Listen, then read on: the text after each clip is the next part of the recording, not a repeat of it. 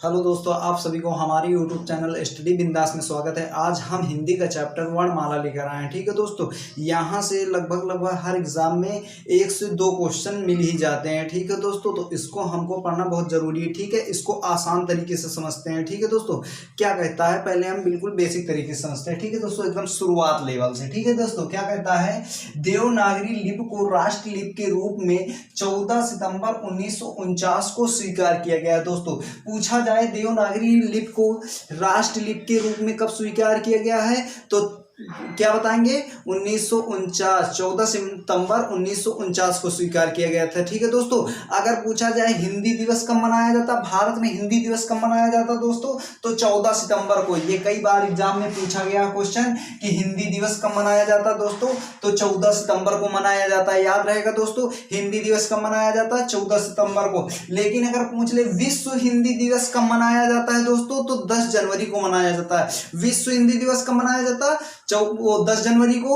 अगर पूछा जाए भारत में हिंदी दिवस कब मनाया जाता है दोस्तों, तो 14 सितंबर को मनाया जाता है। ठीक है दोस्तों, इतना समझ में आ गया होगा। अब हम बढ़ते हैं आगे की ओर। अब वर्णमाला समझते हैं। ठीक है दोस्तों, वर्णों के व्यवस्थित समूह को वर्णमाला कहते हैं। ठीक है दोस्तों, इसको सिर्फ समझना है, याद नहीं करना है। ठीक है दोस्तों, क्योंकि ये पूछा नहीं जाता। वर्णों के व्यवस्थित समूह को वर्णमाला कहते हैं। ठीक है दोस्तों, हाँ, ये वाला इंपॉर्टेंट दोस्तों, इसको पढ़ना है। ठीक है, वर्णों की सबसे छोटी इकाई ध्वनि होती है, जिसे वर्ण कहते हैं। ये 2018 में यूपीपी के एग्जाम में पूछा गया क्वेश्चन है। ठीक है दोस्तों, क्या कहता हूं, वर्णों की सबसे छोटी इकाई ध्वनि है। पूछा गया तो वर्णों की सबसे छोटी इकाई कौन सी होती है दोस्तों, तो क्या लगाएंगे हम, ध्वनि, जिसे वर्ण कहते हैं। ठीक है दोस्तों, उच्चारण के आधार पर वर्णों की संख्या 45 होती है दोस्तों। उच्चारण के आधार पर वर्णों की संख्या पूछी जाए तो कितनी होती है दोस्तों, 45। लेकिन लेखन के आधार पर कुल वर्णों की संख्या कितनी होती है दोस्तों, 52 होती है। लेकिन लेखन के आधार पर कुल वर्णों की संख्या 52 होती है। ठीक है दोस्तों, अगर पूछा जाए कुल वर्णों की संख्या तो क्या लगाएंगे दोस्तों, 52 लगाएंगे। ठीक है दोस्तों, लेकिन उच्चारण के आधार पर, याद रखना, उच्चारण के आधार पर पूछा जाए तो हम कितने लगाएंगे, 45। लेकिन कुल वर्णों की संख्या पूछी जाए दोस्तों तो हम कितना लगाएंगे, हम लगाएंगे 52। ठीक है दोस्तों, अब हम आगे की ओर बढ़ते हैं। ठीक है दोस्तों, वर्णमाला को मुख्य रूप से 2 भागों में बांटा गया। वर्णमाला को कितने भागों में बांटा गया, 2 भागों में। एक तो स्वर है, दूसरा व्यंजन। ठीक है दोस्तों, अब हम स्वर को जान लेते क्या होता है। स्वर जो स्वरों के मेल से बना हो। ठीक है, ठीक है दोस्तों, जैसे कि मान लीजिए स्वर के 3 प्रकार होते हैं। ठीक है दोस्तों, स्वर के 3 प्रकार कौन कौन से होते हैं, हास्य स्वर, दीर्घ स्वर और प्लुप्त स्वर। ठीक है दोस्तों, अब हम आगे हास्य स्वर और दीर्घ स्वर और प्लुप्त स्वर को समझते हैं। ठीक है दोस्तों, अब हम बढ़ते हैं आगे की ओर। ठीक है,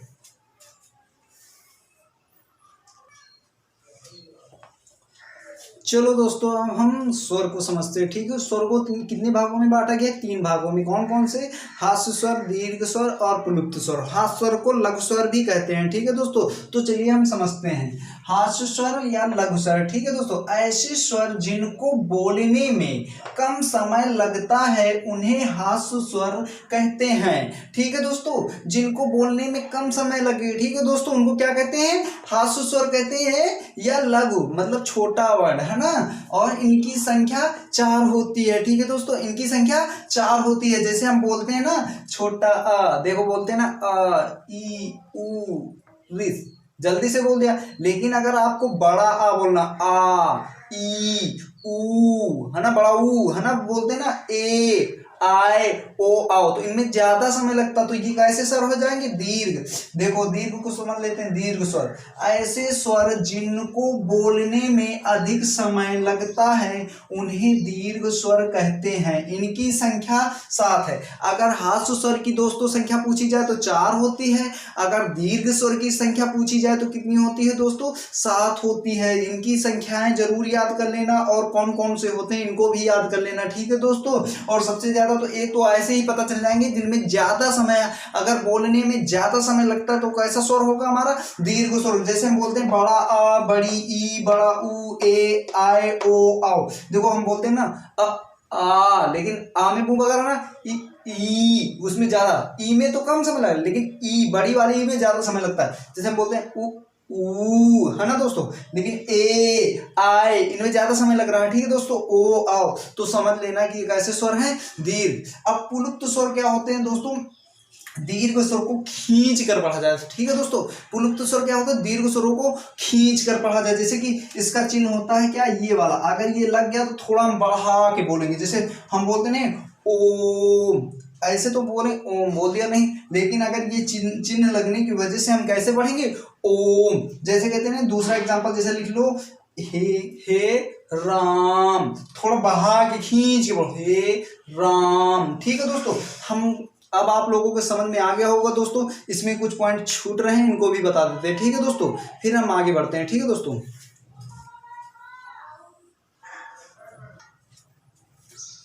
चलिए दोस्तों हम समझते हैं, ठीक है। स्वरों को, स्वरों की संख्या 11 होती है, ठीक है दोस्तों। अगर स्वरों की संख्या पूछी जाए तो 11 होती है, लेकिन कुल स्वरों की संख्या पूछी जाए तो 13 होती है दोस्तों। दो अयोग वाह होते हैं। अयोग वाह कौन कौन से होते हैं, अंग और आहा। इन दोनों को हटा देते हैं तो स्वरों की संख्या 11 होती है, लेकिन कुल स्वरों की संख्या पूछी जाए तो हम 13 लगाएंगे, ठीक है दोस्तों। अंग को क्या कहते हैं, अनुस्वर कहते हैं, और आहा को क्या कहते हैं दोस्तों, विसर्ग। अब हम बढ़ते हैं व्यंजन की ओर दोस्तों, ठीक है। स्वर समझ में आ गया होगा दोस्तों। और सबसे ज्यादा याद करना हास्य स्वर और दीर्घ स्वर। हास्य स्वरों की संख्या 4 होती है, दीर्घ स्वरों की संख्या 7 होती है, ठीक है दोस्तों। पुलुप्त स्वर एग्जाम में नहीं पूछा जाता, उसको हम नहीं पढ़ेंगे, ठीक है दोस्तों। अब हम बढ़ते हैं व्यंजन की ओर, ठीक है। चलिए दोस्तों, अब हम स्वर तो समझ लिया, अब व्यंजन को समझते हैं, ठीक है दोस्तों। क्या कहता है, मान लीजिए व्यंजन, जिन वर्णों का उच्चारण स्वरों की सहायता से होता है, जिन वर्णों का उच्चारण स्वरों की सहायता से होता है उन्हें व्यंजन कहते हैं, ठीक है दोस्तों। व्यंजनों की संख्या पूछी जाए तो कितनी होती है, 33 होती है, ठीक है। दो उच्छिष्ट व्यंजन होते हैं, ठीक है दोस्तों। उच्छिष्ट व्यंजन कौन कौन से होते हैं, डा और ढा होता है, उनको बाद में बताएंगे, ठीक है दोस्तों। अब मेन पॉइंट पे आते हैं, क्वेश्चन एग्जाम में पुटअप कहां से होता है, ठीक है दोस्तों। अब पूछा जाता है कि इनकी ध्वनियां कहां से निकलती हैं, ठीक है दोस्तों। अब ध्वनियां कहां से, जैसे का वर्ग के पूरे जितने वर्ड हैं ये वाले, ये कहां से निकलते हैं, का, खा, गा, घा, अंगा और हा, ये सब कंठ से निकलते हैं, ठीक है। का वर्ग के जितने भी वर्ण हैं ये का वर्ग के, ये सब कहां से निकलते हैं दोस्तों, कंठ से। कंठ हमारा कौन सा होता है, ये गले में होता है, ठीक है दोस्तों। बोल के देखेंगे तो का, खा, गा, घा, अंग, हा, कंठ से निकल रहा है ना दोस्तों। अब पूछेगा कि चा वर्ग किससे निकलता है, चा वर्ग के जितने भी अक्षर हैं, वर्ण हैं, ठीक है दोस्तों, ये किससे निकलते हैं, ठीक है दोस्तों। तो तालु से निकलते हैं, कंठ तालु, ठीक है दोस्तों, याद करना ना, ठीक है। कंठ ताल मूर्धा दंत ओष्ठ, ठीक है दोस्तों। अब कंठ से निकलते क्या, कंठ से का वर्ग और तालु से चा वर्ग के चा। अब तालु क्या होता है हमारा दोस्तों, जीभ के ऊपर जो नहीं होता उसको हम क्या बोलते हैं, तालु कहते नहीं, तालु है, ठीक है दोस्तों, ऊपर, ठीक है। तालु, ताल से कौन कौन वर्ड निकलते हैं, चा, छा, जा, झा, या और सा निकलता है, ठीक है दोस्तों। ऊपर जीभ टक टक कर रही होगी, चा, छा, ऊपर वाला देखो नीचे के दब रहा, चा, छा, जा, झा, या, देखो, ठीक है। अब दोस्तों मूर्धा, मूर्धा क्या होता है दोस्तों, जो दांतों के ऊपर होता है उसे क्या कहते हैं, मूर्धा कहते हैं, जिसको हम शुद्ध भाषा में मान लीजिए देसी भाषा में क्या कहते हैं, मसूढ़ा। गांव में लोग क्या कहते हैं उसको, मसूढ़ा, ठीक है दोस्तों, है ना। तो मूर्धा कहते हैं। ट, ठ, देखो हमारी जीभ उस मूर्धा में ऊपर ट, ठ, डा लड़ रही है ना, तो उसी मूर्धा से कौन सा वर्ग बोला जाता है, टा वर्ग, टा, ठा, डा, ढा, अड़ा और सा भी बोला जाता है, ठीक है, सरकोना वाला, ठीक है दोस्तों। अब पूछा जाए ता वर्ग के कितने, दंत से, देखो जब तक दांत नहीं रहेंगे तो ता वर्ग के कोई भी वर्ड नहीं बोल सकते हैं। त, थ, द, ध, न, स, देखो जीभ से टकरा रही है ना, मतलब जीभ टकरा रही है ना दांतों से। तो दोस्तों अगर दंत वाला पूछा जाए तो ता, था, दा, धा, ना और सा, ठीक है दोस्तों, याद कर लेना, ठीक है दोस्तों। ओंठ से, अगर हमारी ये ओंठ ना हो तो हम क्या, पा, फा, बा, भा, मा नहीं बोल पाएंगे। अगर इन ओंठों को दोनों हाथों से ऊपर से पकड़ लिया जाए, नीचे से, और पा नहीं बोल पाओगे, ठीक है दोस्तों। पा बोलोगे तो आ निकलेगा, ठीक है दोस्तों। बा भी नहीं बोल पाओगे, ठीक है, कोशिश करना, ठीक है दोस्तों।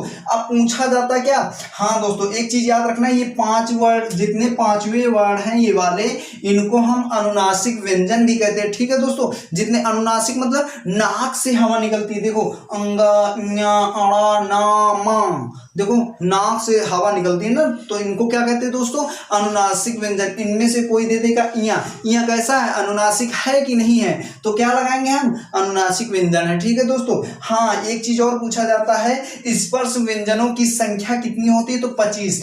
स्पर्श व्यंजन कहाँ से कहाँ तक होते हैं, का से लेकर माँ तक, इनकी संख्या टोटल कितनी होती है, 25 होती है। ठीक है दोस्तों, स्पर्श व्यंजनों की संख्या कितनी होती है दोस्तों, 25। कहाँ से, का से लेकर माँ तक, का खा गा गा, ये सब स्पर्श व्यंजन कहते हैं। ठीक है दोस्तों। अब हम बढ़ते हैं थोड़ा आगे की ओर। ठीक है दोस्तों।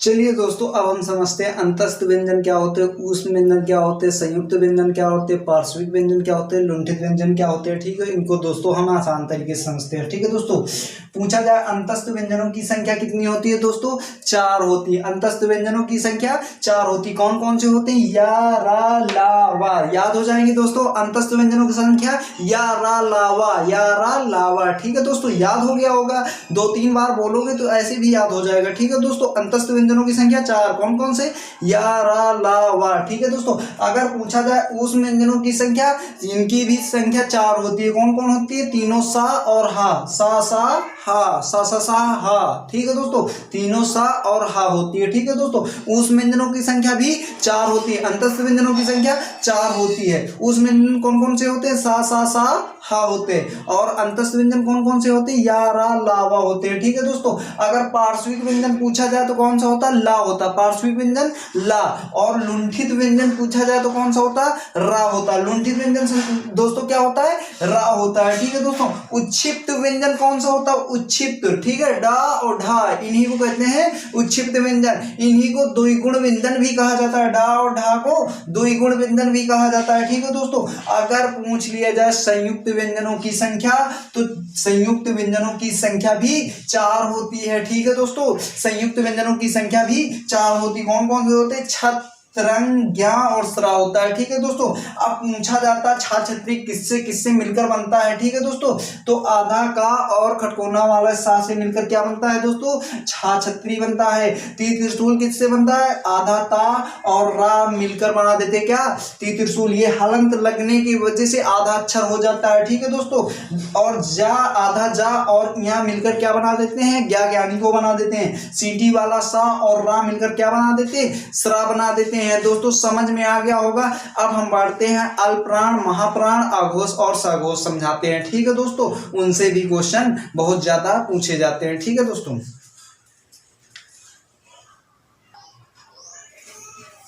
चलिए दोस्तों, हम सघोष अघोष समझते हैं, अल्पप्राण और महाप्राण समझते हैं। ठीक है दोस्तों, क्या कहता है, उच्चारण के अनुसार व्यंजनों को 2 भागों में बांटा गया। क्या कहता है दोस्तों, उच्चारण के अनुसार व्यंजनों को 2 भागों में बांटा गया, अल्पप्राण और महाप्राण। ठीक है दोस्तों, अल्पप्राण और महाप्राण। अब आगे क्या कहता है, कंपन के आधार पर भी व्यंजनों को 2 भागों में बांटा गया है। ठीक है दोस्तों, आघोष और सघोष। ठीक है, समझ में आ गया होगा।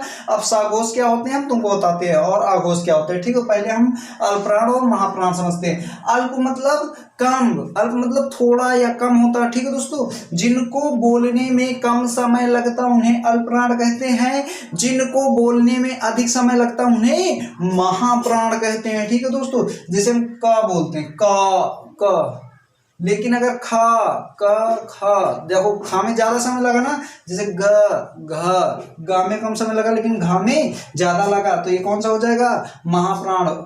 अंग कम समय लगा ना, तो ये अल्पप्राण हो जाएगा। ठीक है दोस्तों, जैसे च, छा, जा, झा, है ना दोस्तों। तो समझ में आ गया होगा, पहला तीसरा और 5वां अल्पप्राण होते हैं, दूसरा और चौथा महाप्राण होते हैं। ठीक है दोस्तों, इनमें महाप्राण में बोलने में ज्यादा समय लगता है और अल्पप्राण बोलने में कम समय लगता है। ठीक है दोस्तों। अब आघोष, आगे पहला और दूसरा को क्या कहते हैं, आघोष कहते हैं दोस्तों। आ से मतलब आगे की 2 अक्षरों को, 2 लाइनों को क्या कहते हैं, ये वाली हम आघोष कहते हैं। बाद वाले को हम क्या कहते हैं, तीनों को तीसरे चौथे या पांचवें को साघोष कहते हैं। ठीक है दोस्तों, अगर एग्जाम में पूछा जाए गागमला आघोष है कि साघोष, तो क्या कहेंगे हम, गागमला साघोष है। दोस्तों तुम्हारे लोगों को वीडियो बिल्कुल समझ में आ गया होगा, हमने बहुत आसान तरीके से समझाने का प्रयास किया। ये तो वर्णमाला था दोस्तों, आगे हम बहुत अच्छे तरीके से, इसमें तो याद कुछ करना पड़ेगा लेकिन आगे हम याद नहीं करना पड़ेगा, सिर्फ वो आ जाएगा। ठीक है दोस्तों, इतना कायदे से समझाएंगे दोस्तों। अगर वीडियो अच्छा लगा है तो लाइक कीजिए, सब्सक्राइब कीजिए और ज्यादा से ज्यादा शेयर कीजिए दोस्तों। क्वेश्चन तुमको यहीं से मिलेंगे। ठीक है दोस्तों, यहीं से लगभग एक या दो क्वेश्चन यहीं से मिल जाएंगे। ठीक है दोस्तों, कोई भी हिंदी, जिस एग्जाम में हिंदी पूछी जाती है उस एग्जाम में देने जाना तो दोस्तों यहीं से क्वेश्चन मिल जाएगा। ठीक है दोस्तों, अब हम मिलते हैं किसी नेक्स्ट वीडियो के साथ, जब तक के लिए धन्यवाद दोस्तों। ठीक है, जय हिंद दोस्तों।